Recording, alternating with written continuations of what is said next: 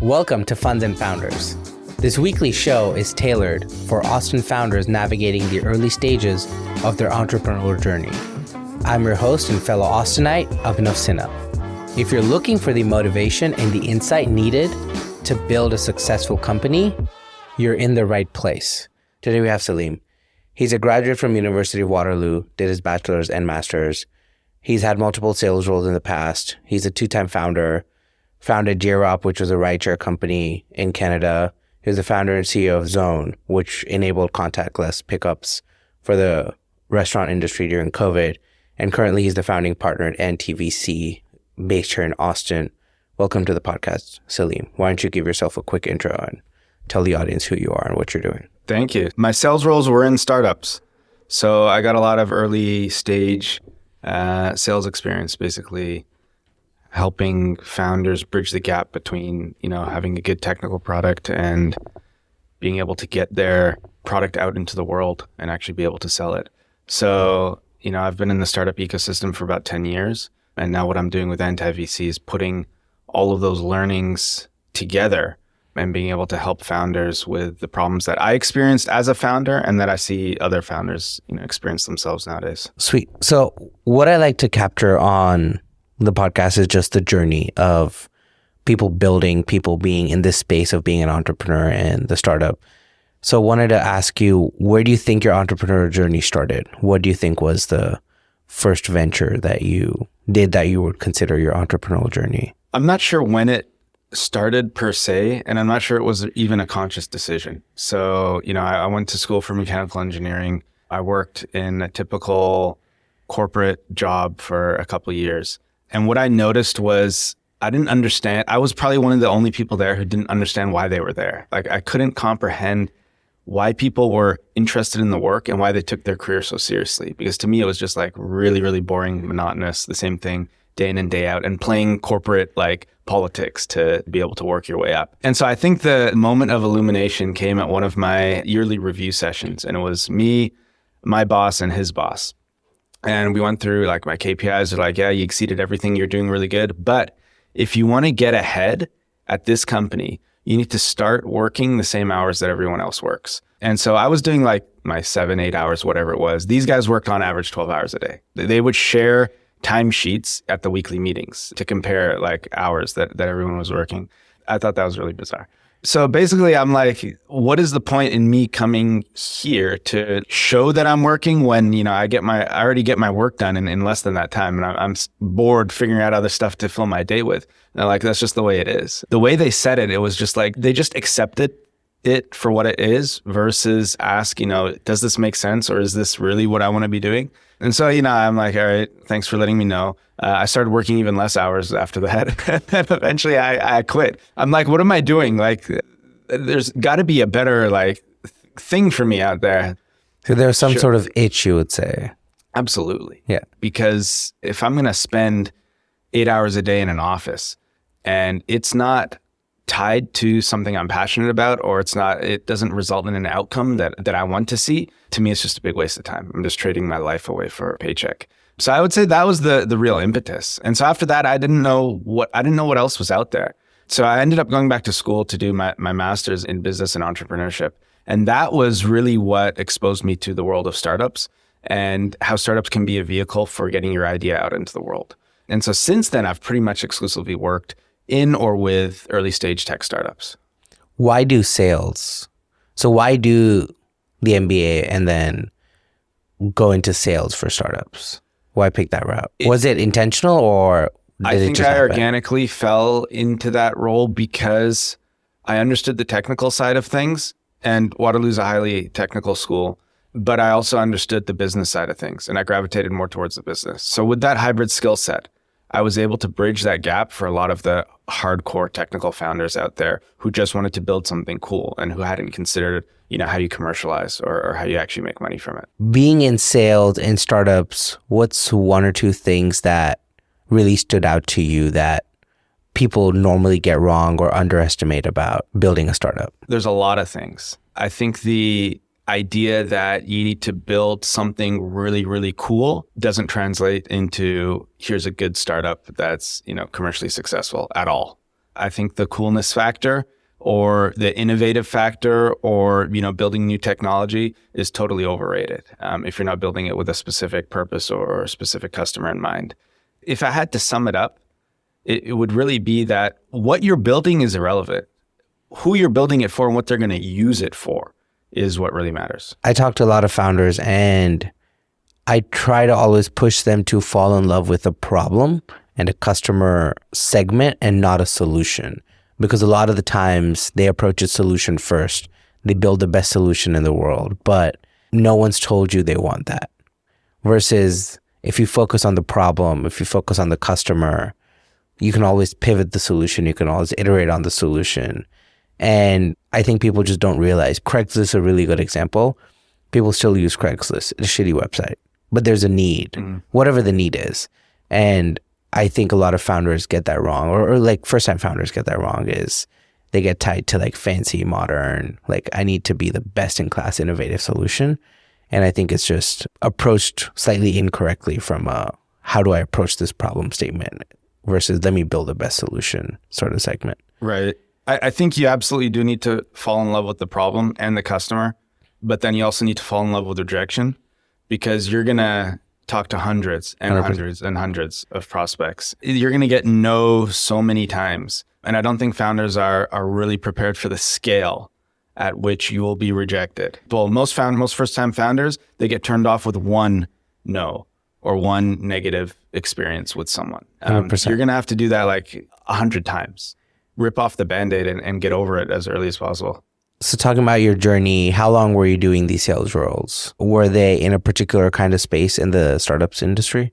So I started by just going to pitch competitions, going to startup meetups, and just meeting with founders. And if anyone was working on something that I found interesting or that I saw potential in, I would work with them. Often, and I started off just like working for them, just like, let me help you. Let me write you a business plan. Let me help you with your pitch. And then that evolved into more formal type of consulting as a sales consultant. And for a few of the startups, I even joined full time. I had a very specific goal in mind on how I was going to help the startup. And usually it was either finding product market fit or getting to a certain monthly revenue or, whatever metric we set in advance. And I wouldn't stop working until I hit that. It doesn't matter what the state the company was, unless they shut the company down, which happened a few times. But to me, it was just like, I had to get it done. Like everybody's counting on me. If I don't do this, nobody else is going to be able to get it done. You said a couple good things. Can we quickly define what product market fit means for you? Because I know everyone has their own version of that. So I don't know if I have my own definition. To me, it is really when you have a repeatable product sales process with an expected result from that. So you're selling into a market. You've defined this is your ideal customer profile. You have so much confidence that you've done this so many times and that you figured it out that if I sell to customer X with Y messaging, the outcome is going to be Z. That's product market fit to me. Got it. Okay. And you can do that repeatedly in any market, theoretically. Correct. It's interesting. I ask every person just because everyone has a slightly different version of PMF. And it's interesting to hear every founder's take. Some people have said they have product market fit in one market, but they don't know whether it's in all markets. They have it in one customer profile, but they don't know whether it works when they move up a tier or move down a tier. And it's just interesting to hear how everyone approaches PMF because that decides what state you're in, what scale you're in, how you grow, how you don't grow. So to me, it's based on operationally. Operationally, if I can predict the outcome of my inputs and what that looks like in terms of revenue and number of customers closed, then you have product market fit in that niche, in that segment. You also touched on the fact that while you were doing this, there is a chance a lot of the companies you're working with shut down or don't shut down, right? I think one thing that's known but not talked a lot about in the startup space is that the success rate of startups is probably 1 in 10, 1 in 20. I don't know the exact numbers off the top of my head. But while doing this, after doing your MBA, was that something that worried you, didn't worry you? And how often did you see this while you were working with consulting with startups? How did you think about that? What was your mindset? Wouldn't that be something that concerned you that, hey, I'm working with 4 or 5 companies, but 3 of them are shutting down? And then is that a concern? Is that not a concern? Why do you keep wanting to work with startups if 60-70% of startups are shutting down while you're working with them? So it wasn't a concern back then, and probably because ignorance is bliss. I had no idea what I was getting myself into. I think that failure rate is actually even higher if you talk about startups that don't even get to the incorporation stage, because the barrier to entry to become a founder is so low nowadays that you could throw a landing page up, buy a domain, and all of a sudden, you can update your title on LinkedIn to founder. And you're going around handing business cards to everyone saying you're the CEO.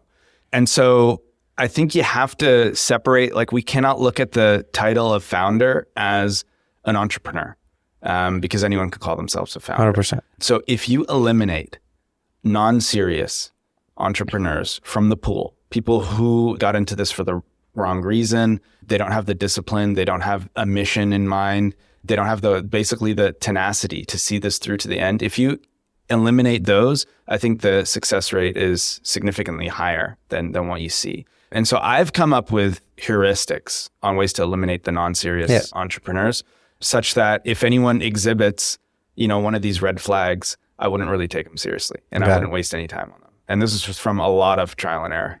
What kept you going in this space? So like, you're doing sales consultancy, you're working with startups, some are failing, some are not failing. Why stick around in this space? What drove you towards this? Was it that itch that you saw from your job in the engineering industry, or what kept you going in this space? I didn't have any other choice. And I just kept remembering that meeting I had, my performance review. And I'm like, it's either that or this. And so it's not going to be that again. So I have to make this work. You're doing the sales jobs. I think I saw a small career break on your LinkedIn. How do you go from sales job to founding your own company? What was that transition like? How did that journey happen? I had a kid. And so that changed my perspective on working, 60 hours a week, not knowing if you're going to get a paycheck or not. So I think I had to get a little bit more serious about approaching this as a career, just something I'm passionate about, and it's better than the next available option. So I spent actually quite a bit of time doing research in the areas that I enjoyed working in. So autonomous vehicles, robotics, aerospace. And those were the types of startups that I had gravitated towards and worked with. But I wanted to do it in a more structured fashion this way. And so I was doing research, and my goal was to find a more mature company in one of these industries that I could then go and work for and get an actual regular job. I didn't end up finding any in my area of research, which was autonomous infrastructure for autonomous vehicles. And so I ended up basically putting together a deck from my research and showing it to people. And it was initially prepared as an interview deck that I would present at interviews for companies that I was going to interview with. And then it just evolved into a pitch deck because there was no company that I could find that was doing that. And we were able to secure a bit of funding and go through an accelerator program. It wasn't intentional for me to start my own company. It's just that I found an opportunity in the market that wasn't being catered to. I would have preferred to work for a company in that space that was doing the same thing. I just couldn't find one. Talk us through the process of researching. What avenues did you use? How do you research your space? And how do you end up raising while trying to get a job?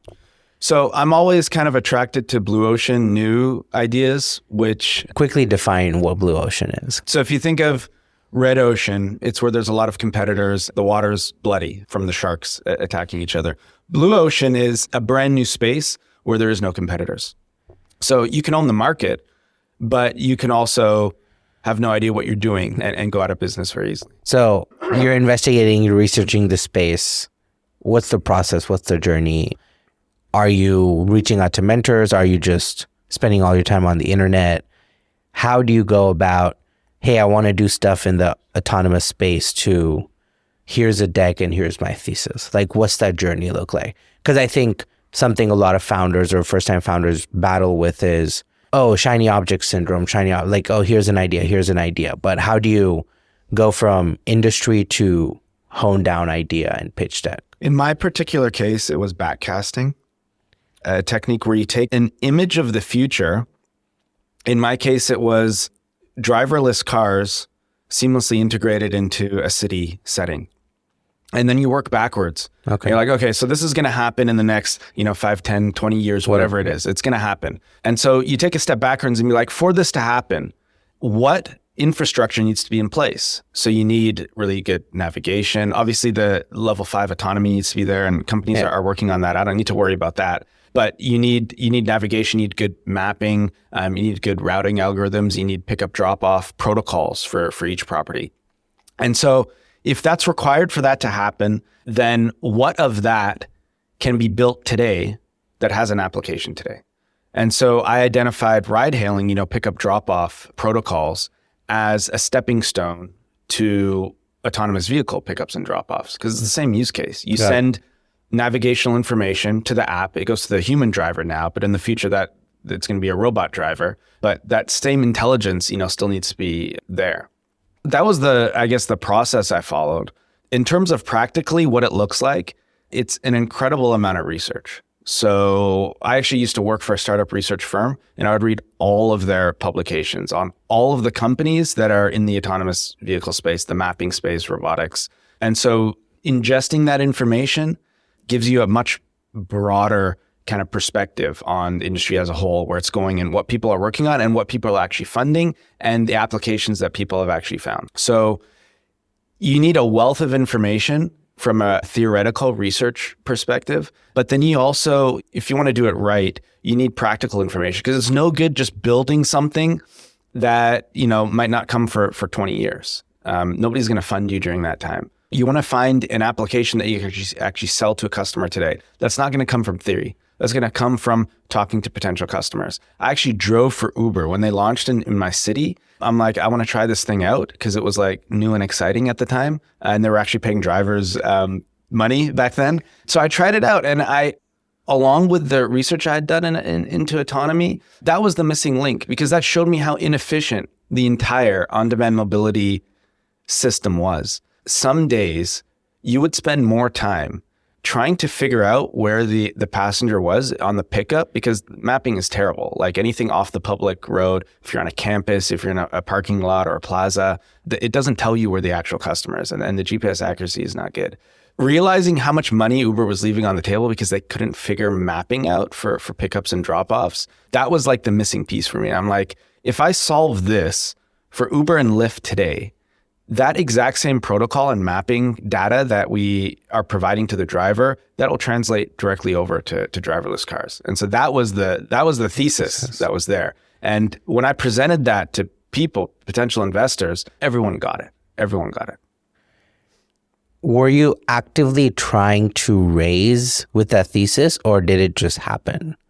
Because I know, again, talking to founders in Austin, currently in this market, raising is hard. So were you trying to raise, or did it just end up being an opportunity to be like, if you want to do this, here's some cash? I think the first deck that I put together that combined all these elements together was actually for a job interview for a company that was doing something totally unrelated. They were like nanosat. Part of the interview was bring any presentation and just give us the presentation. And so I put this together for that. And they hated it. They absolutely hated it. I didn't get the job, but I didn't understand. I'm like, fine, you can hate it. That's not a problem. But I didn't feel like any of their criticism was even grounded. They're like, oh, you don't know what's going to happen in the industry. You know, like Google could just work on this, or, someone's going to figure it out. It's not really relevant. So I didn't agree with their criticism. I'm like, okay. So I spent more time working on it because I couldn't figure out a good reason why it wouldn't work and why this thesis wasn't sound. So I kept working on it, found some friends from university who were also passionate about the space. And then it evolved into a deck that I just used to email investors, and it just kind of organically happened that way. What changes for you in this journey once you raise? Like, I've personally never raised, but I've heard a lot of horror stories from founders I work with and founders I know of the so-called investor pressure, the so-called when you take money from someone who's looking to get return on their investment, right? Mm-hmm. What changes once you raise in this journey? You have this deck, you have this thesis, you're motivated. Hey, I want to change this industry, change the space, whatever. You raise this money, what happens now? I think it depends on your investor. Most are not aligned from what I've seen. Most are not aligned with the founder's vision and what they started the company for. Most have a very rigid financial framework that they're working within, And so they need to see, really high growth potential, an exit in 5 to 8 years that has the potential to return the entire fund because they need to pay their LPs back. So it's not good or bad. It just is. And I don't think most founders are aware that that is what the VC is there for. They're not there to help you achieve your hopes and dreams. They're there to return the fund to their LPs. It's so funny you say that. There's this Austin Lacey group of entrepreneurs. We had like a random meetup the other day. There's this one guy who raised money from a VC. He's an expert in his space, and he raised money from a VC who came into a meeting and said, hey, here's XYZ about your space. So he was trying to tell this person who's researched this industry for 15 years and has a PhD and is basically a world-renowned expert. And the VC's coming and telling him something, trying to teach him about his space, and is incorrect. Mm-hmm. And so this guy sits him down and says, hey, first of all, you're wrong. Second of all, I don't even know what GP means. Third of all, that's not how this is going to work. Like you can't just come in this meeting and tell me how this space works. Mm-hmm. And so he said the dynamic, and he's like, you're not going to come in and tell me how to run my company. Great, you gave me money, but it's not even your money. And so I'm like, that's the first time I've heard a founder said the dynamic between a VC and a founder. Most of the time a founder is like, oh yeah, you gave me money, I'll do whatever you tell me to do. But it's not even the VC's money. Mm-hmm. Again, no shade on a VC, but I think founders should understand it's their company, they're building it. At the end, it should be their decision. Yes, take advice from a VC. Understand that you can leverage their connections, their industry, whatever, their experience, but I don't think they can tell you what to do. But again, there's context there. But well, I think that's the thing is that you got to contextualize the advice. 100%. Because they're coming from their perspective that they've, done this so many times, and they come from this class of venture capitalists that they know how to pick the winners, and they have this long track record. So there's a bit of hubris involved there. But they're looking at it as how can you become the next unicorn? Yeah. Not, how can you build the best possible company that you set out to build? So if you can contextualize that, then you know what advice to listen to and what to outright reject. Yeah. So once you raise, what do you start doing now? Are you working on a prototype? Are you doing more research? Do you start hiring, or what does your journey look like now? Started doing all of that because we had no idea what we were doing at the time. So we tried to do everything, and we grew our team really fast, which we shouldn't have done because we did not go after product market fit. We went after chasing, I guess you could say, headlines or clout, so that we could prove that we were serious, because we still didn't actually think we were that serious. And so I think we wasted a lot of time, and obviously our investors didn't help us with this. We wasted a lot of time on things that did not deliver long-term value. So finding a customer. We were still in the aspirational stage. Yeah, we're building this crazy thing. It's going to run the entire world, in 5 years. And so no, we did not spend time practically thinking, how are we going to generate revenue? How are we going to hit some milestones that would be able to raise again in the future, for sure. Did you not reach out to the investor? Did no one tell you to look at what you're doing, or did you just set down a path and no one asked you to, no one told you, hey, are you sure this is the path you want to do? So once you raised money, you were trying to do all these things, and then did you just run out of money, or what happened? What went wrong? Our first investor was a corporate accelerator. So we were part of their program during this. And so we did not get much, and corporate accelerators is a whole different thing. They're a whole different beast. They have their own set of issues on top of VC because they have their own internal objectives with running the program. So we went through their full program, and we were operating under their advice. But for our space, which was not very well understood, I don't think we got much out of it. I'll admit it. We didn't know what we were doing. They definitely didn't know what we were doing. And so you put those two parties together, you have really great sessions that result in terrible advice and terrible plans being made.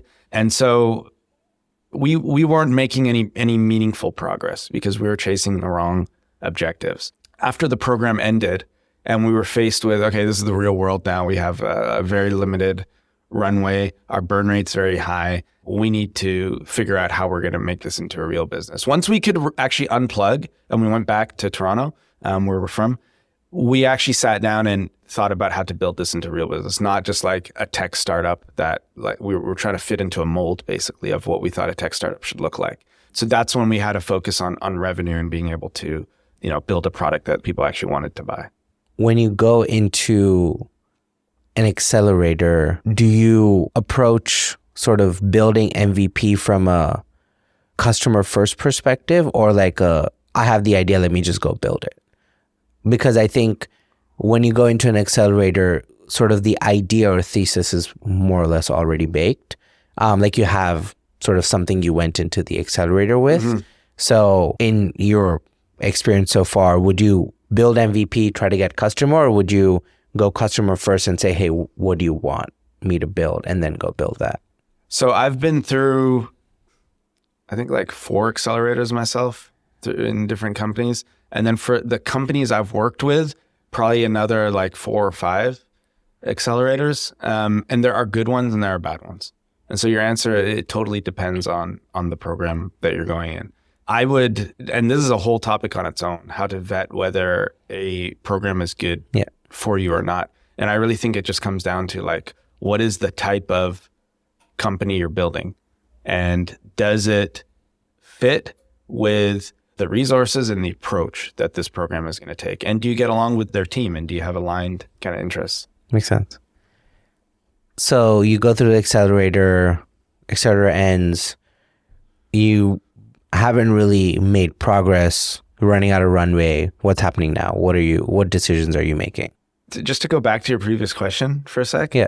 The most shocking thing to me, even going through like one of the most renowned accelerators in the world, is that they kind of miss the forest for the trees in terms of specific mentorship. If you take a look at like the Techstars model, for example, it is a mentorship driven accelerator program where they throw you into a mixing pot and they're like, go talk to a bunch of people, talk to everyone in a network, mentor madness. You meet with like 40 mentors in a week.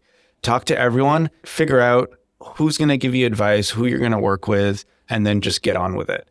And I feel like that puts a lot of pressure on founders who don't know what they don't know, and they don't have the context to know who's the right person that I should be speaking with. And so even with a large program like that, it is easy to fall through the cracks, and especially after the program ends. 100%. I mean, their portfolio is in the thousands. It's not 100%. Possible for them to be able to give you tailored support. But myself, through serendipity, I managed to find 1 or 2 really good mentors who understood what we were doing. And it was totally by chance that I ended up, meeting them or spending time with them to get there. I've seen companies go through programs like that and they did not find like a lead mentor, someone who's actually able to help them and guide them. After the program's over, they're back into the real world and they feel kind of orphaned because most portfolio support is investor relations. They're like, you ready to raise? Send us your deck. We'll make investor interest for you. And that's it. They don't help with hiring. They don't help with, setting your North Star metric, accountability, 100%. Being able to like just figure out like, what are you supposed to do? What am I supposed to be focusing on a day-to-day basis? So I think that's the biggest gap in accelerators is that you go in thinking, I just need to get into this program. And then, people are going to be throwing money at me. 100%. I'm going to be like getting like press releases. I'm going to have like a top product. Like everything is going to be like sorted. And it's far from the truth. It's very hard to have the perfect storm whereby you go through an accelerator program and you come out the other end, superstar startup ready to take over the world. 100%. You still have to do the work. You don't know what you don't know. So they are great resources, but they can be a bit over glamorized sometimes. It's funny you say that. I was listening to a podcast the other day and there's a founder, probably multi-$100 million exits.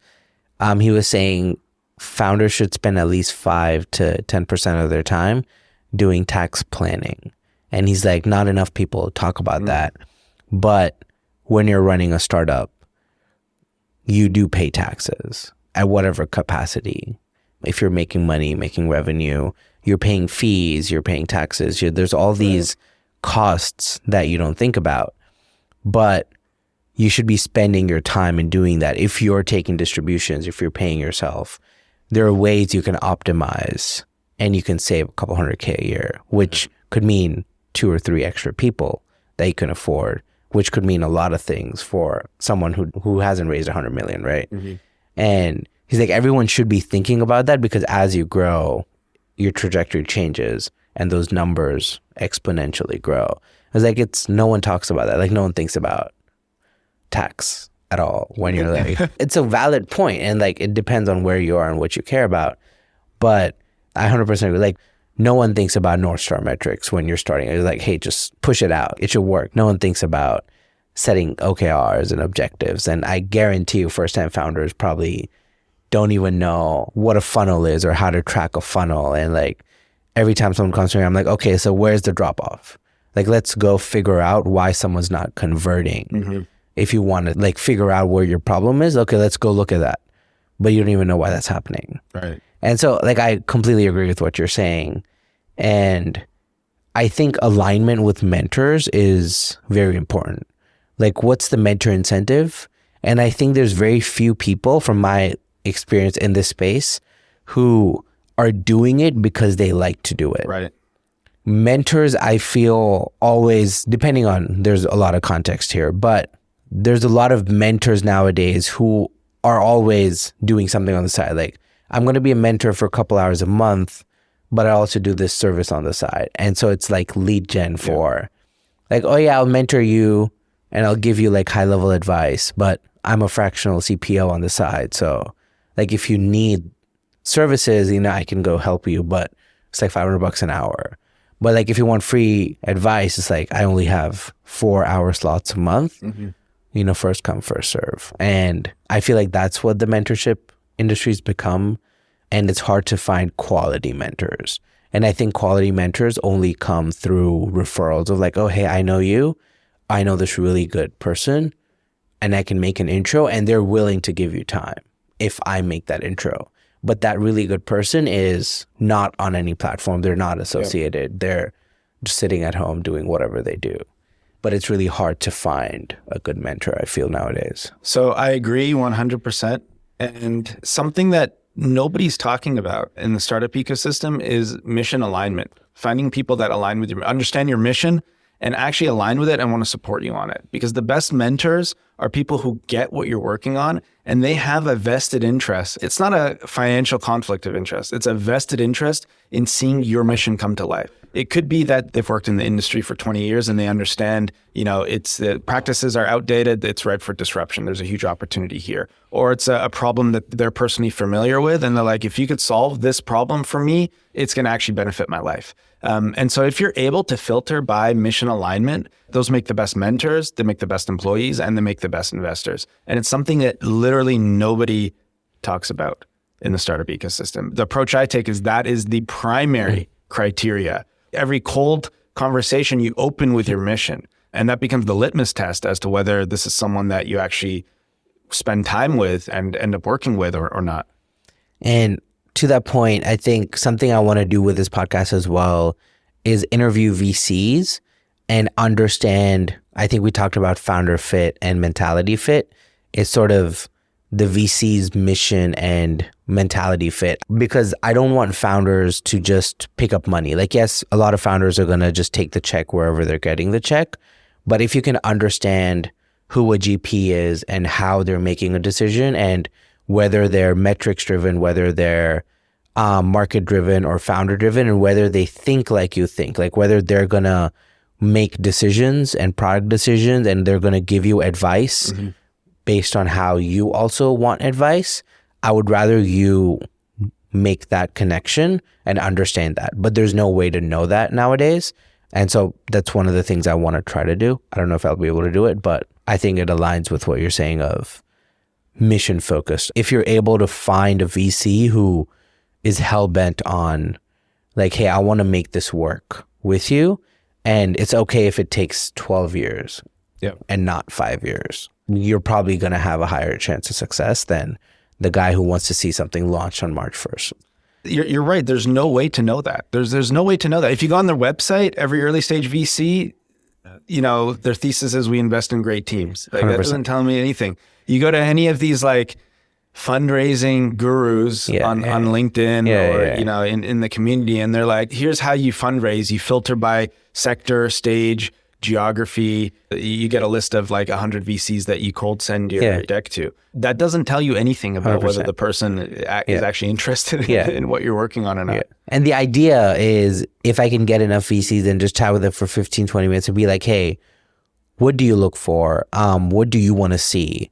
And if that can help 4 founders make a better decision on a VC, I think that serves my purpose, but we'll see if that happens. Well, I think that's a great idea. And worst case, even if they don't end up investing, if they like your space and there's a fit there, they can give you intros. So there's no harm in, having this conversation. There's nothing to lose, only stuff to gain. So back to your journey. You come out of the accelerator. What happens next? So accelerator, I would say, quote unquote, wasn't the best experience or wasn't success. What happens after that? I think generally you have this like post accelerator hangover that you got to work through. And a lot of it is like physical, mental, emotional burnout. And then the rest, there also is a sense of relief that it's over and that you now get to work on your business at your own pace, at your own rules.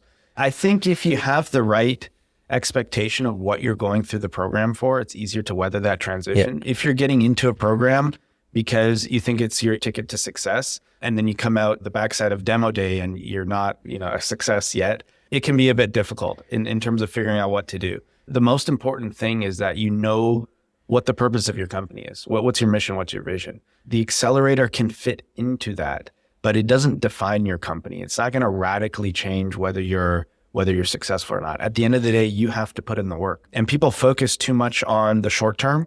Entrepreneurship is a long game. It's absolutely a long game. It's about what can you do over the long term, 5, 10, 20-year timeline. What impact are you able to have on the world versus a lot of these short-term thinking, okay, let's get you to your next round, or when are you going to sell the company? Because for mission-driven founders, the mission is bigger than the company. The company is just a vehicle for the mission. And so you could have, a situation where your company has, that could be a good thing. That could be a bad thing. Maybe you actually achieved your mission and it's time to hand it over to someone else so you can work on, your next plan. And sometimes the company goes path A, you're still on the mission, you start another company, and it just depends on what your mission is, how hell-bent are you on the mission. But exactly. And if you don't have that idea in your mind, it doesn't matter what program you go through. You're going to have a tough time making progress if you don't know where you're going. If 100%. You know where you're going and you have a rough path in mind, whether it takes you longer or shorter, or you find resources quicker or it takes longer, it's kind of irrelevant because eventually you're going to get there. But if you don't know where you're going, how do you even measure progress? Makes sense. So what are you doing now with Jrop after the accelerator? What are the plans? What are next steps? We ran out of money pretty quickly. And so we let most of our team go. We even had to end our co-working space lease. We had some prospects in the pipeline, but we hadn't spent any time on actual sales and, product market fit, like I talked about before. We just had like random people that we had spoken with and like, oh, this is really cool. Let's chat. And it didn't amount to anything because we didn't have a real offer. We just had an idea, a cool idea that we were trying to shop around.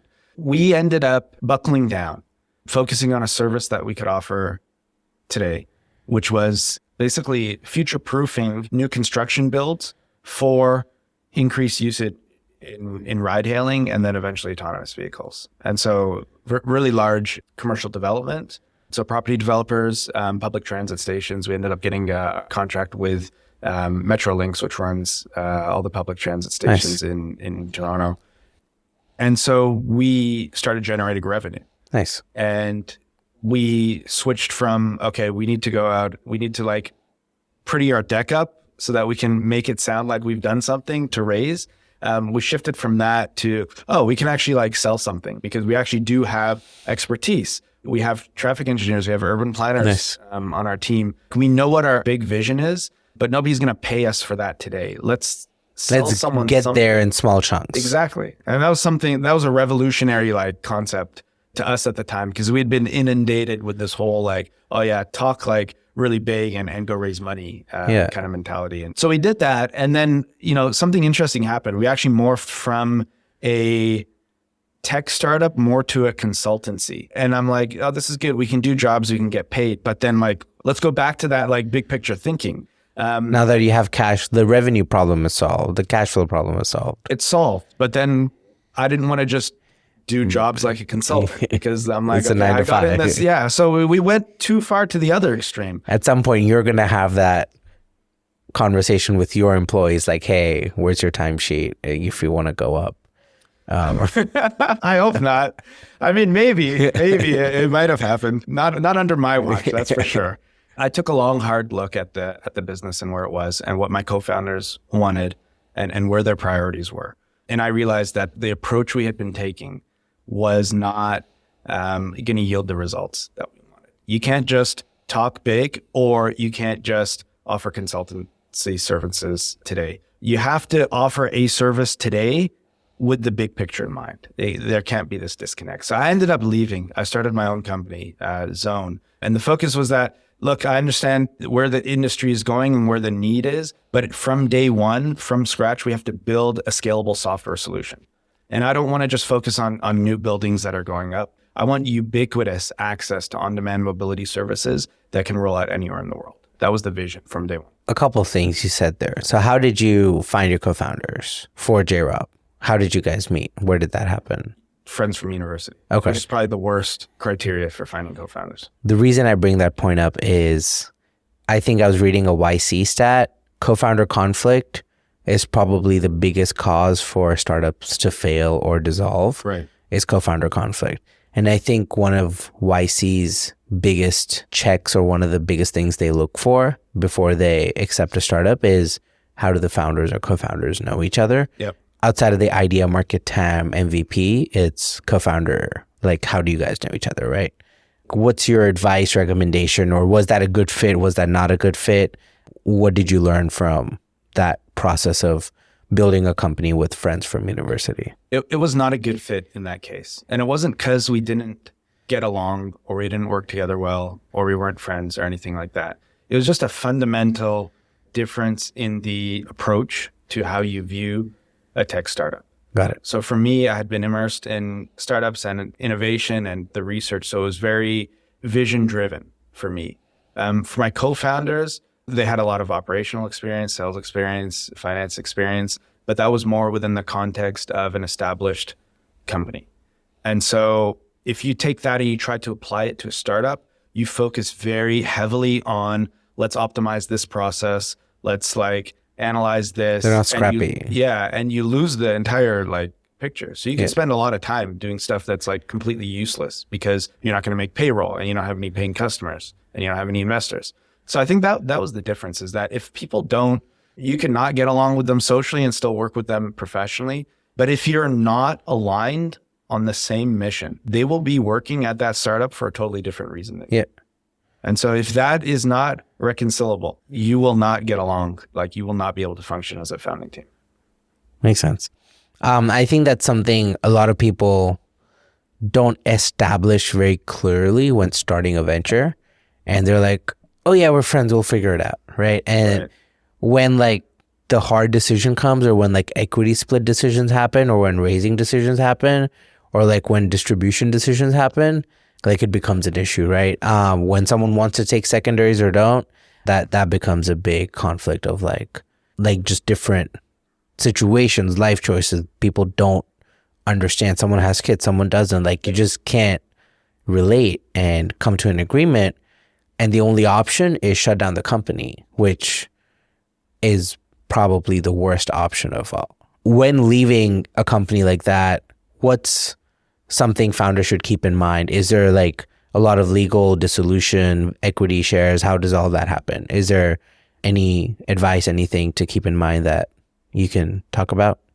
There's always going to be conflict in a situation like that. The best way to prevent it is to have rock solid legal agreements in place, which nobody really does because it's expensive, and you don't think it's ever going to go down that 100%. path. Like for us, when we started, I don't even think we incorporated. I think we incorporated after we got the first. We didn't even know if this was a thing or not. You need incorporation to incorporate to cover the fees. Exactly. All of the like hindsight is 2020.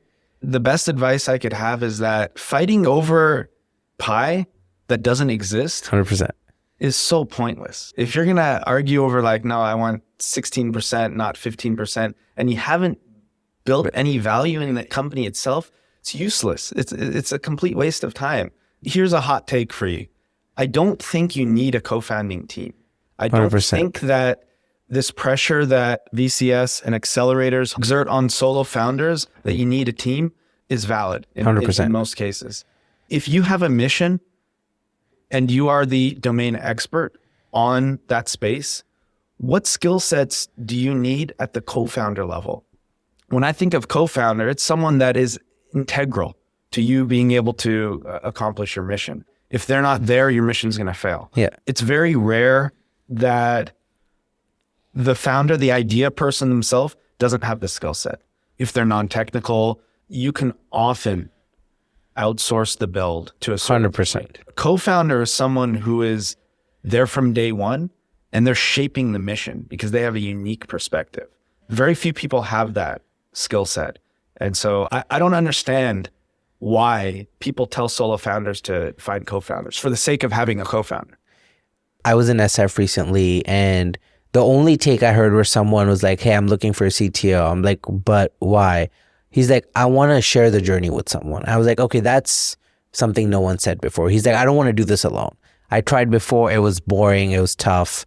It was just exhausting. And he's like, I want to do this with someone, and I want to like have fun, and I want to like share the journey. I was like, okay, that's like, that makes sense. Like there you want someone who complements you, you're driven, you want to do it together, and you want to find the right fit. And I think that's a good answer. And that was one that I had never heard before. Mm-hmm.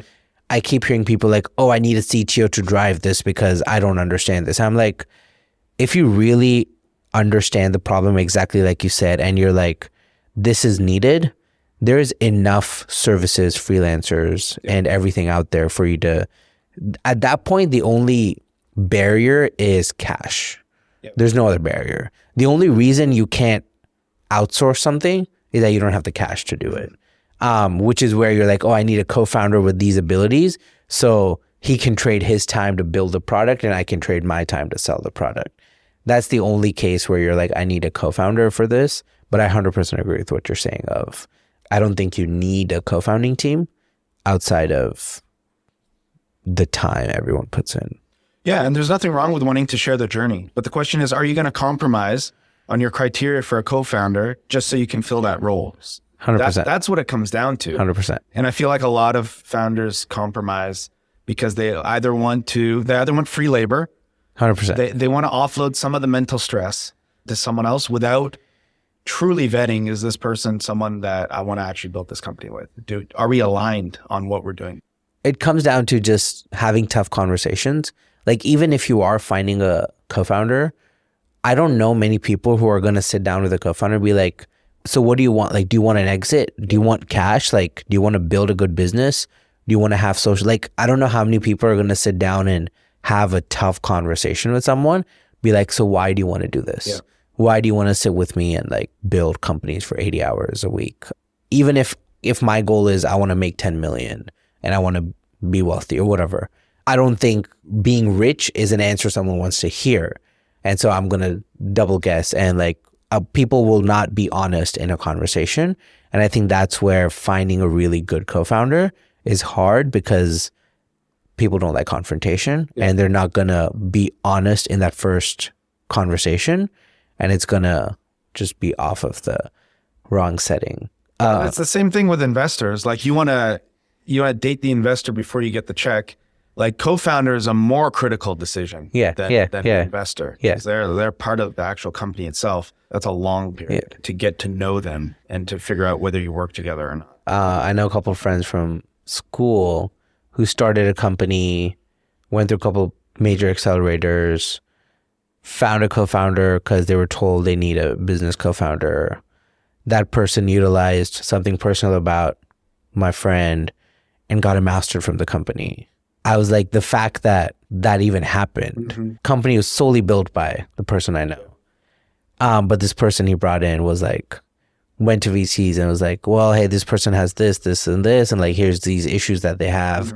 We're going to raise another round. So in the term sheet, put that we're only going to raise this round because the founder didn't disclose their one medical issue. We'll just put that in your term sheet. And so the co-founder went back to him and said, like, hey, they found out about this. I don't know how it happened. And I was just like, the audacity of this, like, I'm just surprised that that kind of stuff even happens. To me, co-founder is someone who's there in the formative days. They're shaping the mission. Yeah. They're not an add-on after the fact because you need someone to build your thing in like React. Yeah. Like that's not a co-founder. That's like a developer. It might even be a CTO. CTO doesn't have to be a co-founder. But they're titles people hand out when someone's at the risk of like leaving. It's titles founders hand out to themselves. Just because, you know, a title makes you feel better about what you're working on. It doesn't mean anything unless you're doing the actual job. Random funny story. In undergrad, a bunch of friends and I went on a hackathon in India. It's called Angel Hack, pretty decent sized hackathon. This is before hackathons were big in India. We split into two teams. We were 8 or 9 people. We won one of them. One of the teams won. And we had all decided that, hey, if either of our teams win, we'll just collectively go to the bigger hackathon. Like 25, 30K prize. Pretty big in India at that point. But even before we could go to the bigger hackathon, again, this is a hackathon project, hard coded. We got into an equity discussion, exactly like you were saying. And it was like 8 or 9 of us. And then the guy whose idea was like, oh no, I want 20%. Like you do this. And then someone came up with a cap table. We're fucking for hackathon 17-year-olds. And I'm just like, we're not even in the hackathon yet. They're going to give us like 20K or whatever. Yeah. We haven't even incorporated. But the fact that you've already cut out a couple of people who didn't work on the project when the idea was for all 8 or 10 of us to work on this together and like sort of make like a hack house. Like that was the whole intention of that effort of us going to hackathons together. But the second someone won and saw like cash, was like, oh no, like I won 20, like you get 16, no, you did this, no, you did that. Like you get 20, you get 8. And before the pie was even like baked, the people were cutting slices. And I was like, you're like preemptively already making decisions. And I just found it funny how mindset changes the second a potential check was going to be signed. Up until then, it was like, oh yeah, we'll just all work on it together. We'll figure it out. But the second there was a potential check, everyone's mindset changed a little bit of like, oh no, I want more. Oh no, that's not enough. But I'm like, there's nothing at the end of the tunnel. You won 20% of nothing. And I say the same thing every time someone's like, would you raise or not? I'm like, if it's my first company, I would rather have a slice of a watermelon than keep a full grape. I don't mind diluting more. Yeah. And if I'm in the journey and if I'm building and growing, I'm fine being exploited for the first couple companies because I know that that's part of the process. Yes, I can learn, there's experiences, but I would rather build a $100 million company and own 10% of it than build a $500,000 company and own 100% of it. And if raising money at a steeper valuation helps me do that, I would rather do that and own a bigger piece of a pie, go to scale, do that, than own a pie that I'm never going to bake. I agree with that. I would even take it one step further. That if your goal is to get experience and go through the journey, join a startup in your space. Become employee number 1 employee. Yeah, you don't even need to be a co-founder. And you'll get to be a part of that journey in a much lower risk. Where you get to learn from other people's mistakes rather than making your own. That is what I recommend. Most founders, first-time founders, should actually be joining startups. That's what I was trying to do. I only started my own company because I couldn't find a startup that was doing what I wanted to do. Yeah. But that's the best way to learn. And then 100%. You can make a decision down the line if you want to do it yourself.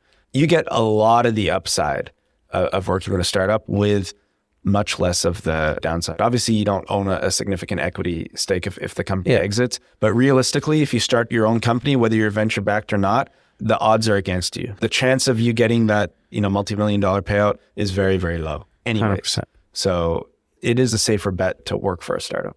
Back to your journey, you leave Jrop, you start your own thing, Zone.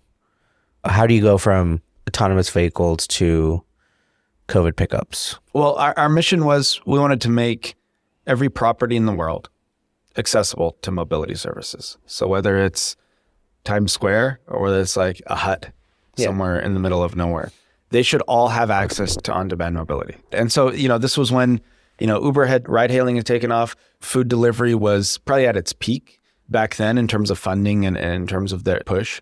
Are we talking about just pre-COVID or just after COVID? It was pre-COVID. Okay, yeah. And there was a ton of money being thrown into mobility at the time. And the model itself was really inefficient because they were all competing for the same, they were all operating at a loss. I'm pretty sure they still operate at a loss. So there's probably like 10 food delivery providers in the US, large ones. They were all operating with the assumption that we're going to own the market. And once we own the market, then we will somehow become profitable. Either we're going to up our prices, even though it's already expensive, or some technology autonomy is going to bring the cost down for us. And so there's 10 companies, and the only way that they can become profitable is if each of them somehow become market leader. And this is VC driven. This is the reason that industry exploded was because of VC dollars, each of them having that thesis in mind. We're going to become market leader and then become profitable. So we're looking at this whole thing and I'm like, okay, none of this makes sense. This was before I was anti-VC. I was just semi-VC back then. So I'm like, how do we actually make this work? We looked at the cost structure behind on-demand mobility, specifically ride hailing, food delivery, and parcel delivery. And we wanted to eliminate the inefficiencies.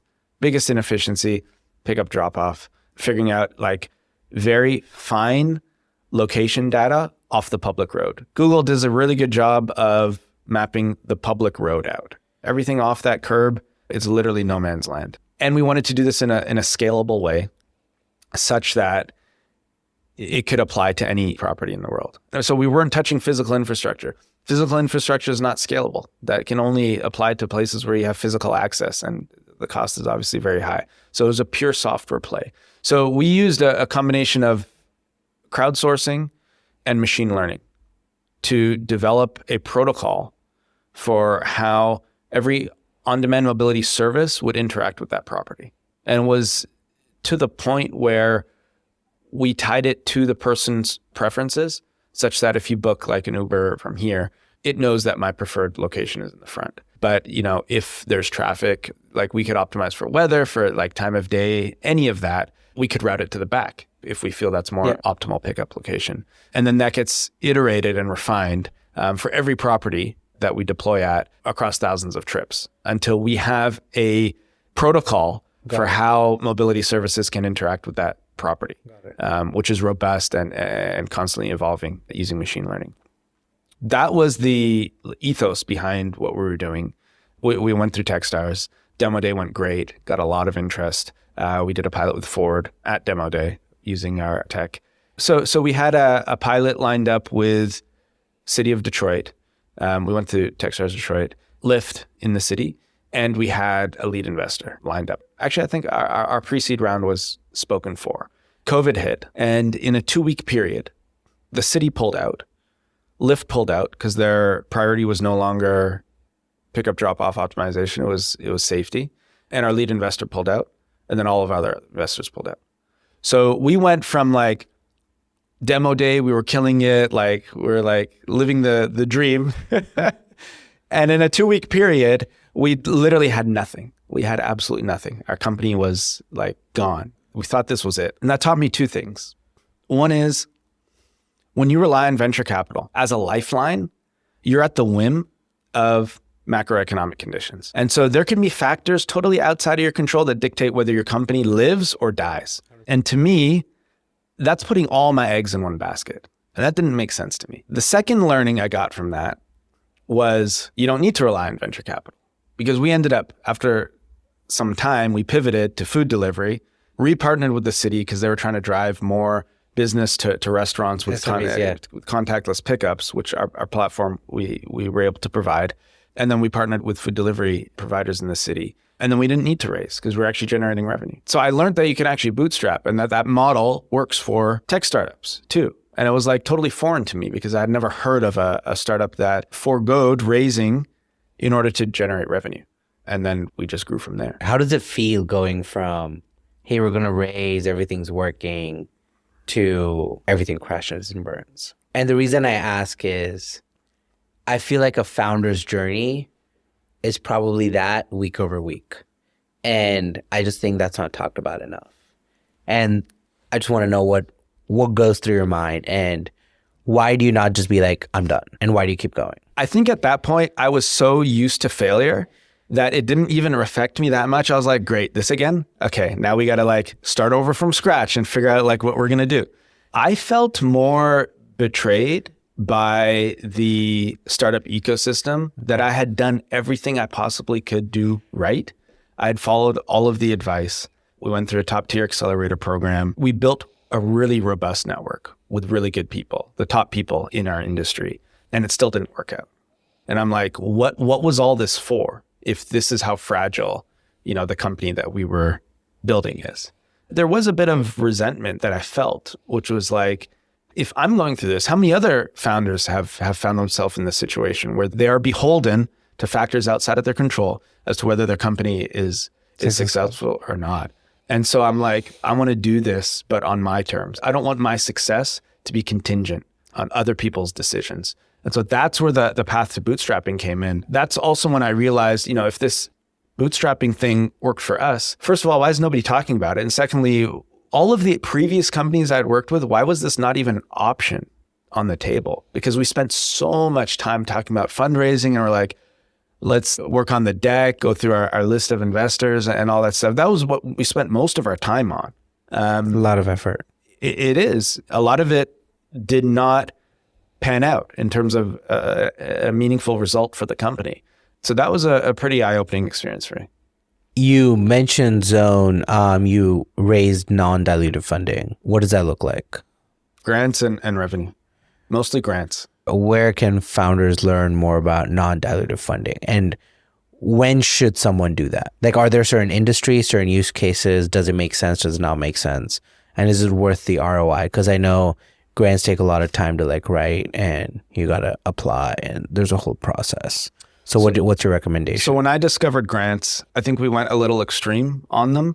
I think you see a theme here. I like to do things to the extreme. I think we actually relied, to me, it was the easiest money I had ever made in my life. From a startup perspective where it's hard to fundraise, it's hard to find paying customers, grants literally was the easiest money because they have a very defined criteria, and a lot of it is application based, especially government grants. And so it's more so how good can you make it sound versus do you actually have anything there? And at this stage, I'm really good at making things sound great. Because you've been making decks. Exactly, exactly. So this is my core skill set is making something sound amazing. Whether you have anything there or not is kind of irrelevant. So we were introduced to grant opportunities. I think they can be a double-edged sword, to answer your question. I think you need to contextualize them as a founder. Are you doing it for the money, or are you doing it for the opportunity to actually deploy your product? We did it for both, and I think that was a mistake because we took our product deployment more seriously than the organization that were giving the grants. They have very, very bizarre reporting structures where, you got to go through a full audit and you got to account for every dollar that's spent. That's what they're worried about. They don't really care what the outcome of the project is. So whether it's successful or not, whatever, as long as you can show you spent it on what you said you were going to spend it on. So we made the mistake of thinking that if we treat this grant as an actual project and take it seriously, that somehow it's going to lead to success. And what happened in most of those cases, we took several grants, government grants, in the US and in Canada, is that we deployed the project was either successful or semi-successful, and then it fizzled out because the grant was done and they were moving on to the next cohort, and nobody really cares about the outcome. I think it's really important for the founder to define, what am I getting out of this? And I think in most cases, it's just going to be the money. I think you're going to do the bare minimum to meet their requirements to get the money, and then any actual deployment, any serious business development opportunities is going to be outside the scope of the grant. If you try to mix those two together, they often don't go well together. Makes sense. what happened with Zone once you started getting revenue? You were bootstrapping your company. What happened with the journey? How did that progress? We were doing really well. So we went back to Toronto, where we were based, and we created an API which would allow us to provide pickup drop-off protocols for any on-demand mobility service. And we were targeting personal pickup and drop-off. And what that let us do is that we had an API, any company could plug in, and we just charge them on a per call basis. Yeah. And that allowed us to scale. And so now we were plugged in with all their drivers. And so anytime they do a pickup or drop off at a property, we're collecting that data. We're figuring out where's the pin location, where's like the entrance, the door, whatever it is. And now we're correlating that with the performance. Where did they park? What was the drop off delay? Did they have to contact, the customer, whatever it is. And we're collecting all of this data. And then over time, it optimizes using machine learning. That was a successful model. At that point, it was just a matter of doing sales. Because of lockdown in Canada, we ran into operational issues. Lockdown was very strict. There was some point where we couldn't even go into the office because of their rules around what's essential, what's not essential. And there was a grant that we had applied for in Canada. It was a pretty big grant, which we weren't able to get because of some of these operational issues. And so, I stuck it out for about a year until it became more burdensome to try to operate within those lockdown restrictions than it was worth. And so then the plan was either we reincorporate in the US and move down here, or I go and do something else. Because at that point, I felt like, we had at least achieved most of what we had set out for. And the industry wasn't moving as fast as we had expected in terms of autonomy. It actually got set back quite a bit because of COVID and because the bubble around mobility had burst. And I think personally, the biggest disappointment I had was that whenever we worked with a company, instead of the efficiency benefits that we were providing being passed down to the passenger, the end user, the property manager, or the restaurants, they were just being absorbed by the platform itself. There was no meaningful impact that we were able to provide by going through these companies. We were just reducing the factor by which they were losing money. So we looked at the reincorporation thing. We had some IP issues which prevented us from reincorporating. And I made the decision, me and my co-founder, we sat down, we had this talk. And so I eventually made the decision. I'm like, look, I don't think I'm able to add much value anymore in my capacity in running this company. So if you want to continue operationally, you're more than welcome to, and I'll step down and, be an advisor or whatever. And so I ended up leaving. We moved down here to the US at the height of lockdown. And I initially tried working remote and being really hands-on. And I'm like, I'm not really adding much value. I left it in the hands of my... And it's still operational runs. It's still operational. I think to me that if you lose passion for the space, or you have accomplished a lot of what you had initially wanted to do, I don't know if it would make sense to stay on, because then it feels more of a burden. And honestly, the value I add is more in the early formative stages. 100%. I don't want to run a large company and attend meetings all day and have performance reviews with people where we check timesheets. That's absolutely not what I want to do. And so I've identified that that's not my skill set. My skill set is in the early messy stages. I read a really good article once where this founder, I can't recall his name, he wrote that he realized he's a 0 to 1 founder. Right. He can get it to 1 million ARR. He tried doing 1 to 10 million. He sucks at it. Mm-hmm. So he just does 0 to 1. He hires someone for 1 to 10, and then he'll hire someone for 10 to 100. Because someone who can do 1 to 10 million can't do 10 to 100 million. Right. And he's understanding where you are and what you're good at is very essential. And people talk about Zuckerberg, he's probably one of the very few CEOs who's done 0 to whatever Facebook's revenue is right now. But very few people can do 0 to 1, 1 to 100, 100 to 1 billion and whatever, right? Yeah. Because all of these need very different mentality, skill sets, and just mindsets. And not everyone set out to all of them. So understanding where you are, and if you can, I think it's just easier to thrive. And it's hey, this has reached 1-2 million.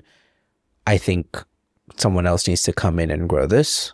and you can move on to the next thing. And I don't think it's something people talk about, because to me, it was a really tough decision, because I didn't know any founders that had left their company optionally. It almost is a luxury to be able to leave your company, because you fought so long just to get your company alive. It's kind of like unthinkable that you would leave or step down. But I think it is important, because if you're not 100% vested in whatever the next goal for your company is, you're probably not going to do that great of a job. And if you force yourself to stick around just out of like obligation, you're doing yourself an injustice and you're doing the company an 100%. Injustice. You'd be much better off finding someone with that skill set. Is this when you started anti-VC? I actually took a bit of time off. So we traveled across the US. We downsized to a motorhome when we came down here, because the land border was the only way we could cross at the time. So as soon as the border opened up, we came down. So I took some time off and figured out, okay, what do I want to do? Tried working for Zone remote. I wasn't really doing much. I realized I wanted to go back to working with founders, but I did not want to be a founder again myself. That was just, it had been 5 years consecutive and I needed a bit of break from that. But the most enjoyable experiences I had was working with founders. One where I could have boundaries, so I didn't get drawn too much into like the day-to-day drama, but that I would actually be able to be impactful. I went through a phase where I was trying to job search and I wanted to work for like a VC or something. That phase didn't last very long. But part of that phase, I worked with a career coach who got me active on LinkedIn. He's Nice. like, you gotta be on LinkedIn, you gotta build a brand, and it'll help you with your job search. So I went on LinkedIn. I thought the whole thing was dumb. It was like so cringe, like the stuff that people posted. And my network was just like random people at that time. So I didn't even know it was even really like a creator kind of platform back then. And my coach was like, no, you just write a post every day. I'm like, why would I write a post? Like, what am I going to talk about? He's like, it doesn't matter. Just write every day. And so I took him on or whatever. I thought it was going to be like a big waste of time. I'm like, I'm going to prove this guy wrong at how dumb this platform is. It's going to amount to nothing. And so what happened was I started posting, talking about random stuff, like my experience as a founder and just whatever I was interested in at the time. I realized two things. One, I was 100% unemployable. There was nobody that was that I aligned with in the startup ecosystem. And I went through interviews here and in other places. I could not find any organization in the startup ecosystem that was doing what I wanted to do. And number two was that using a platform like LinkedIn, you can actually find people that align with your mission. And that was the biggest eye-opening thing for me, where I was able to state my thoughts unfiltered. So normally you add like a politically correct filter to like things that you say publicly. That all went out of the window when I was working with this career coach. And so I was able to speak my authentic views on things. And obviously it's polarizing and some people don't like it. But the minority of people that resonate with, they really resonate with. And there's nobody else talking about these issues in the startup ecosystem 100%. And venture capital and all that. And so it evolved from that. I ended up just taking calls with founders. I opened up a calendar. I posted it on LinkedIn. Founders from all over the world would book a call, 30 minutes for free. We just talk about whatever issue you're facing. And the trends I noticed were every founder, everywhere in the world, early stage, is trying to fundraise. And most are not able to because they don't have that network. And at the early stage, it's your network. It's people that nobody's going to give you a check just because you have a nice sounding idea if you don't have progress. And every early stage founder doesn't have progress. Their metrics mean nothing. Yeah. Doesn't matter if you have a customer, if you have some sales, if you have some signups. It's not representative of the potential of the company. And so if you try to market your metrics as the reason why someone should invest in you, it'll never be enough. It will absolutely never be enough. You cannot. I also think it's the notion that you have to raise to get off the ground. I think there's this idea that, oh, if I don't raise, I can't start up. Mm-hmm. And I think we talked about this, like, that's not true. Like, you can bootstrap. If you have a customer, if you have revenue, there are ways for you to get off the ground and make more revenue and put it back in the company and get a better product. And like, there's a flywheel you can create and you don't have to raise. I think there's a persona of people who are not as familiar with the space that, oh, I have to raise and that's the only way for me to go ahead. Mm-hmm. And I don't think that's the only option, but. So this is the VC savior complex that venture capital has done a really good job of indoctrinating the entire world with. 100%. So you talk to a founder in, I have founders that reach out to me from Latin America, Africa, South Asia, East Asia.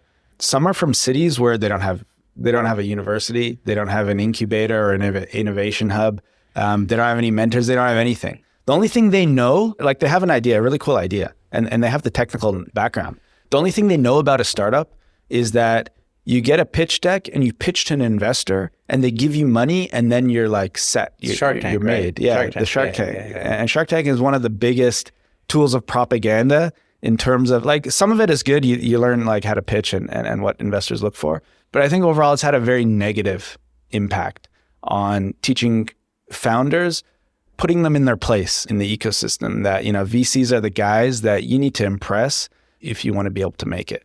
And so this type of thinking has pervaded. It's global now. And first-time founders, underrepresented founders, they think that this is their path to success. And they don't know the stats. They don't know how difficult it is to raise if you don't have that network. And so this was the common theme that I kept seeing coming up time and time again. And so I first started off by like helping. They wanted help with their deck. And I'm like, okay, I'll help you with your deck.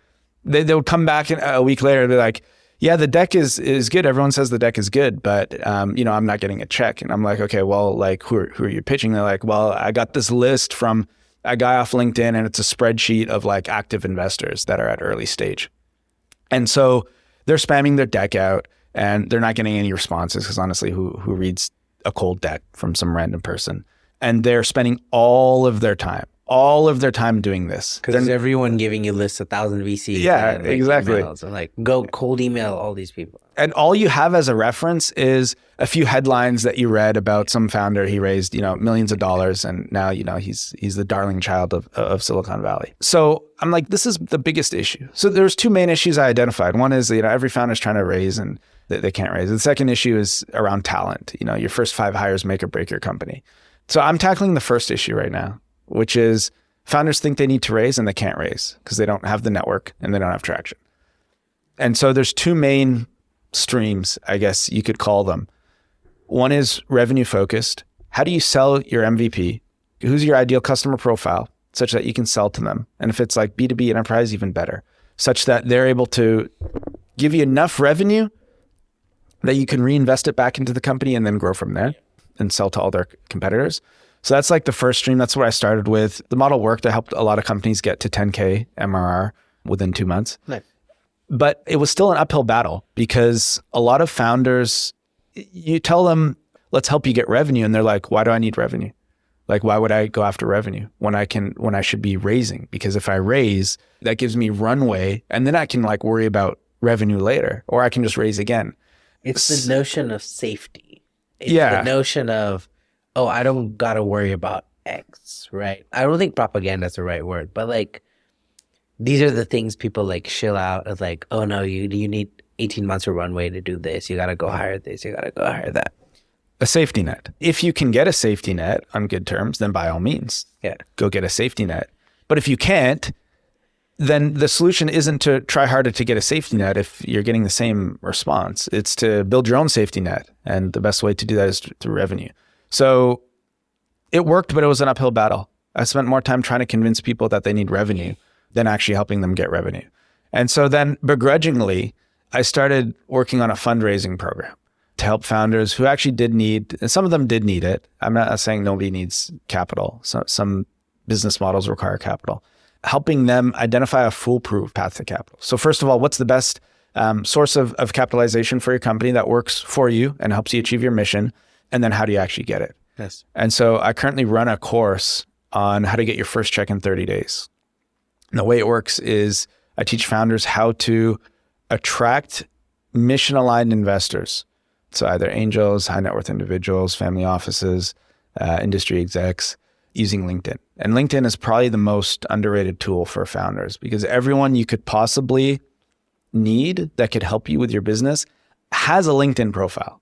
They at least have a profile. It's just a matter of you being able to find and attract the right people. And people use LinkedIn a lot like cold outreach. They spam out invites. I think that's totally ineffective and the wrong way to do it. I think the power is really through your messaging, to be able to articulate your mission and why other people should get excited about what you're working on. And if you can do that, there's lots of ways of getting that message out there on LinkedIn, such that the people that respond to it will actually reach out to you. And so you've already filtered people that reach out to you by your litmus test, which is, do they like my mission? And do they like what I'm working on? And that, if you can filter by that criteria, you've already eliminated most of the conflict of interest, most of the people that are just there to waste your time, most of the 100%. people that just see you as a tool for them to benefit. 100%. And so with the right messaging and the right approach, you can attract your tribe and build a community around you. And then you can tap that community for capital, intros, mentorship, employees, customers, whatever you're looking for. I think what a lot of people get wrong is that they want to start today and see results tomorrow. Right. And that's just not the case. And people look at everyone who's doing well on social media and they're like, oh yeah, but he just started yesterday. I'm like, but they've been doing this for 8-9 years. Mm-hmm. No one talks about that. But again, there's this whole journey. They popped off in the last year. That's what you see. You don't see the 10,000 videos Mr. Beast uploaded. You see his journey from 1 million to 200 million. You don't see the 3 channels he's deleted. Again, no one talks about the 8-10 year grind. Entrepreneurship is a long game. That's all there is to it. No, love that journey. Love that aspect. There's a couple quick questions I like to do with everyone at the end. Sure. Oh, just one thing I had for you. What's, out of everything you've done, everyone you've talked to, everyone you've worked with, what's one thing you think founders get wrong or just start their journey and have the wrong idea about, if you had to drill down on one or two things? I think that the biggest misconception is what the founder journey looks like. I think it's overly glamorized. It doesn't show what's going on behind the scenes, which is 90% of the actual work. And founders underestimate the amount of work it requires to start and to build a company. It is incredibly draining, especially if you're doing something new or innovative. There's so many things you can be doing. Most of the time you'll pick the wrong things. And most of the time, the effort you put in will not result in any meaningful outcome. And you have to be able to accept that and just realize that there's a high risk of failure. It's a lot of work. There's going to be a lot of sleepless nights, a lot of ramen. And if you're not prepared for the sacrifice, then don't be a founder. And most founders I've met, if I had to do a cross section of all the founders I've met or worked with, most shouldn't have actually become a founder. Most got into it for the wrong reason because of these misconceptions that they have. Being a founder is probably the worst way to make money. It's a good way to further your skills, but you're probably building skills that you didn't even know you didn't have. So tenacity, resilience to failure and rejection. So I don't think most founders get into it for the right reason. The first question I ask a founder is, why are you a founder? And most don't have a good answer. So I like that. What are 3 resources or recommendations you have for people listening? This could be books, resources, blogs, podcasts. What are 3 things you would recommend for a young founder, an experienced founder, or anyone who wants to be in the space? Ooh, I would recommend... These could also be things that you just really like. It doesn't have to be anything particular. I would recommend founders not spend much time on social media, even LinkedIn. Most of the content on there is optimized for clicks and lead gen and vanity metrics. It's not real content. There's 100%. No barrier to publishing on LinkedIn or any 100%. Social media platform. It's largely a waste of time. If you're going to use these tools for your business, you have to use them intentionally. Don't go on there expecting that you're going to really learn anything. There's probably, out of the large influencer types, the number that I actually get along with or would trust their content, I could probably count them on one hand. In terms of information on good advice, books are generally a better resource. Actually, I don't give a lot of book recommendations. And the reason is because nobody's going to read it. Who's going to actually, how many book recommendations do you get in a week? And do you actually go and read them? I every book recommendation I get, I buy it. So I try to do that too. But sometimes it gets out of hand. I have a backlog. You should see my wish list on Amazon. I walk around with 4 books in my bag. Okay, so you're an exception. Yeah. But books are useful, Yeah. but there is a barrier. Like someone has to be willing to sit down and read it, 100%, or put it on auto. Most people don't. I don't usually recommend specific books to people, but if you're serious about bettering yourself as a person, and this goes outside of the scope of entrepreneurship, books are a much better resource than podcasts, YouTube videos, social media posts, 100%. blogs, even newsletters. Yeah, I would recommend, and I would look at their specific case before I recommend any particular. What's your startup stack? So example answers like one entrepreneur just uses Google exclusively. So Docs, Notes, Google Drive, Gmail, like that's their stack. Someone uses Notion, Jira, Drive, GitHub, Slack. What's your stack? What tools and tech do you use to operate on a daily basis? I use Google because it's just easy, and everyone, it's interoperable. Everybody has it. You don't have to worry about anything. It works. So you exclusively use just Google, Google Drive, Google Notes, Google Docs. Everything. Yeah, I use G Suite for business. Nice. I mean, that's just what works for me, and I don't spend too much time evaluating different options. Nice. Realistically, unless you have like high traffic or specialized like operations, like any tool will probably get the job done. So just find one that literally just gets the job done for you and use it. You could always switch later. Cool. I ask every guest to give me a question for the next guest.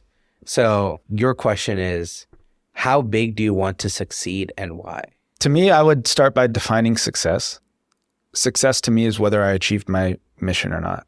So my mission is to provide resources such that any founder in the world has access to the basic knowledge required for them to build their startup.